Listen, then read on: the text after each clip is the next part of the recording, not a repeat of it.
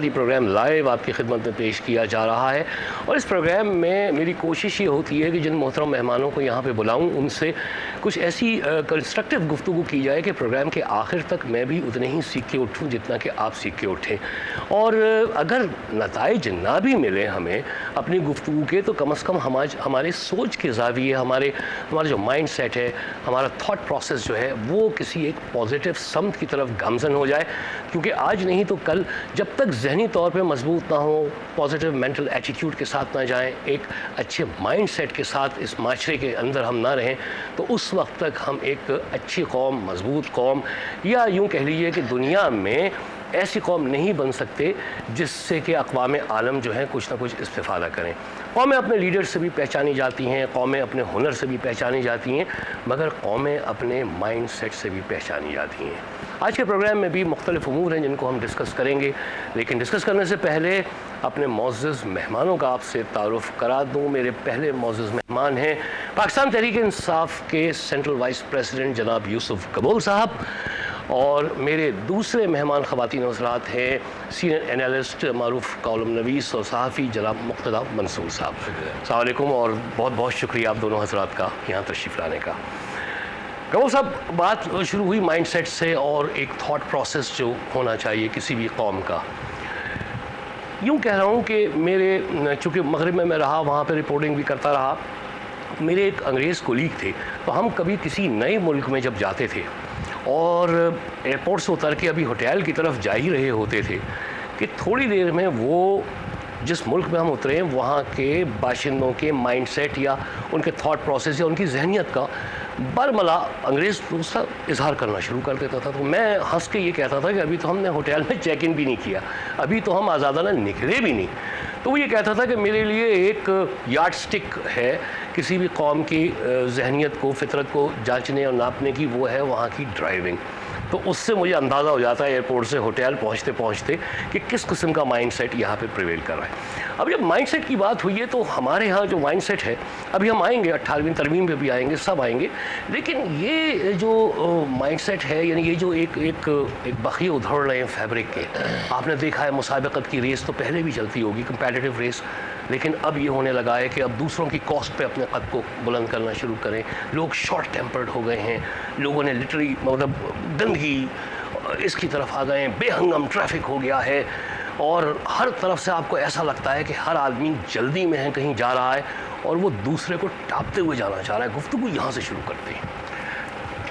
शुक्रिया अंजुम साहब, आपने जो अभी प्रोग्राम के इब्तिदा में जो आपने उस अंग्रेज़ की बात की, याद से की, वो आपने मेरे दिल की बात कह दी। मैं यही आपको कहने वाला था, लेकिन वो आप मुझसे पहले कह चुके हैं।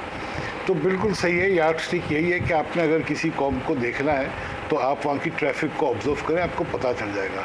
इटली में आप जाएं तो वो बड़े इमोशनल होते हैं, ज़रा आप ट्रैफिक आगे करें, वो फ़ौरन शीशे से हाथ बाहर निकाल के आपको जेस्चर्स दे देगा। ब्रिटिशर काम एंड क्वाइट रहेगा, उसने हॉर्न भी नहीं मारना आपकी गाड़ी के पीछे, उसको भी वो एक गाली समझते हैं। तो दैट इज़ वेरी ट्रू। आप यहाँ आके किसी चौराहे पे खड़े हो जाइए या ट्रैफिक में चलना शुरू कीजिए, तो आप ये देखेंगे कि हमारी कौम जो है वो जो कवानीन है, जो ट्रैफिक रूल, जो भी इस मुल्क में इस कौम के लिए जो कवानीन बनाए जाते हैं, एक तबका ऐसा है कि वो उस कवानीन से अपने आप को बालातर समझता है, बल्कि सारे तबके ऐसे वो डिग्रीज के ऊपर जाते हैं, above the law। हाँ, वो एक ऑर्डिनरी गाड़ी वाला है तो वो एक आम सिपाही को डिफाई करता हुआ चला जाएगा। उससे बड़ा जो है वो मोटरसाइकिल पे अगर इंस्पेक्टर खड़ा हुआ हो वो उसको डिफाई कर देगा, so on and so fourth. वो डिफाइंस जो है लॉ की, अपने आप को कानून से बालातर समझना, ये हमारी एक कौम की फितरत है कि जब तक कोई देख नहीं रहा है तो जो मर्जी आए कर लो। यानी कि अकाउंटेबिलिटी चूँकि नहीं है कौम के अंदर, लिहाजा आपको ये मालूम है कि जो मैं कर लूँगा, मैं कर गुजरूँगा, मेरी पकड़ नहीं होगी, तो शॉर्टकट ले लो या उससे कुछ आप पैसे कमा लो या आप नेपोटिज्म कर लो, یعنی بات وہیں آ رہی ہے کہ اکاؤنٹیبلٹی، احتساب جو ہے اکاؤنٹیبلٹی وہ بڑے سے لے کے چھوٹے تک کا نہیں ہو رہا ہے. دیکھیے آپ نے مائنڈ سیٹ کی بات کی نا، تو میں اسی بات کو لے کے آگے چل رہا ہوں کہ آپ مائنڈ سیٹ یہاں سے دیکھیے کہ جب تک اکاؤنٹیبلٹی نہیں ہے وہ نیچے سے لے کے اوپر تک طبقے وہ خالی وہ ایگزیجریٹ ہوتی جاتی ہے، اس کا اسپیکٹرم بڑھتا جاتا ہے، اس کی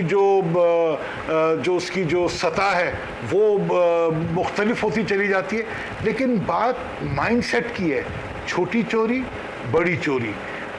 اکاؤنٹیبلٹی چھوٹے لیول پہ نہیں ہے یا اکاؤنٹیبلٹی بڑے لیول پہ نہیں ہے، بات ساری اکاؤنٹیبلٹی کی ہے.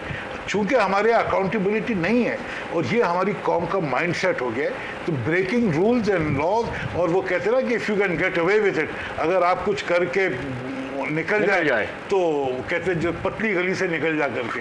مختلف منصور صاحب سے پوچھتے ہیں، آپ کا کالم بھی پچھلے دنوں آیا تھا کہ یہ فیبرک ادھڑ رہا ہے آہستہ آہستہ. آپ نے پورے مجموعی معاشرے کی، اداروں کی، سب کی بات کی تھی. آپ سمجھتے ہیں کہ یہ مائنڈ سیٹ کی وجہ سے یا اقتصادی یا سیاسی جو بھی پریشرز ہوتے ہیں ایک عام آدمی پہ اس کی وجہ سے، یا ان دونوں کا کوئی چولی دامن کا ساتھ ہے؟ شکریہ انجم صاحب. آپ جانتے ہیں، آپ برطانیہ میں رہے ہیں، کہ قانون سازی کا جو بنیادی عمل ہے اس میں روایات کو بھی بہت بڑا دخل ہوتا ہے. سوسائٹی کی جو ٹریڈیشنز ہوتی ہیں وہ اس کے اندر ایک بہت بڑا رول پلے کرتی ہیں، اور یہی چیز آگے بڑھتی ہے اور لا میکنگ کا ایک حصہ بنتی ہے. ہمارے ساتھ جو المیہ ہے وہ یہ ہے کہ ہم اصول و ضوابط کی بات بہت کرتے ہیں لیکن اس پر عمل ہمارے یہاں نہیں ہوتا. اور جو آپ مائنڈ سیٹ کی بات کر رہے ہیں، مائنڈ سیٹ بنانے میں ہمیشہ کسی بھی معاشرے کی ایلیٹ کا، کسی بھی معاشرے کے پڑھے لکھے طبقات کا اور حکمرانوں کا بہت بڑا کردار ہوتا ہے.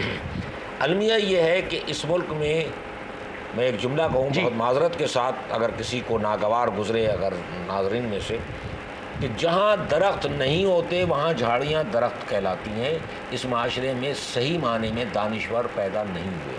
نہیں ہوئے یا نہیں ہو رہے؟ نہیں ہوئے اس معاشرے میں. اچھا، یہ بھی ایک ڈیبیٹیبل پوائنٹ ہے. ابھی میں نے آپ کے اسی پروگرام میں ایک بات کہی تھی کہ جتنے لوگ جو بڑے نام ہیں، جو عالمگیر نوعیت کے نام ہیں، جو آفاقی نوعیت کے نام ہیں، وہ سب 14 اگست 1947 سے پہلے پیدا ہوئے. 14 اگست 1947 کے بعد کوئی بھی آپ ایسی شخصیت پیدا نہیں کر سکے جس کو کہ آپ یہ کہہ سکیں کہ وہ ایک بڑی شخصیت ہے.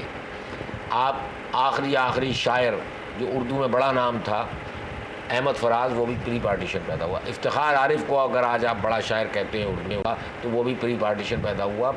اسی طرح سیاست میں دیکھ لیجئے، صحافت میں دیکھ لیجئے، آج کوئی بڑا نام پیدا نہیں ہو رہا ہے. اس کی وجہ بنیادی یہ ہے کہ یہاں وہ نارمز ڈیولپ نہیں کر پایا، جس کی طرف یوسف بھائی نے ہمارے اشارہ کیا ہے کہ وہ چیزیں، وہ نارمز جو آگے بڑھاتی ہیں سوسائٹی کو. اب مثال کے طور پر قانون کی آپ بات کرتے ہیں، خلیل جبران نے کہا تھا کہ law is a sand house made by children near the sea shore with great enthusiasm and destroy in a laughter. یہ آپ سمندر کے کنارے جو بنا رہے ہوتے ہیں سی ہاؤسز، وہ ہیں یہ. ان کی کوئی حیثیت نہیں ہے، ایک لات مار کر آپ انہیں اڑا دیتے ہیں. یہ کون کر رہا ہے؟ یہ کر رہا ہے آپ کا ایلیٹ، یہ کر رہا ہے آپ کا رولنگ کلاس، یہ آپ کا کر رہا ہے انٹلیکچوئل.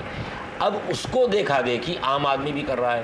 ایک بس ڈرائیور بیچ میں سڑک کے اپنی بس روک دیتا ہے. وہ کیوں کر رہا ہے؟ اس لیے کہ لا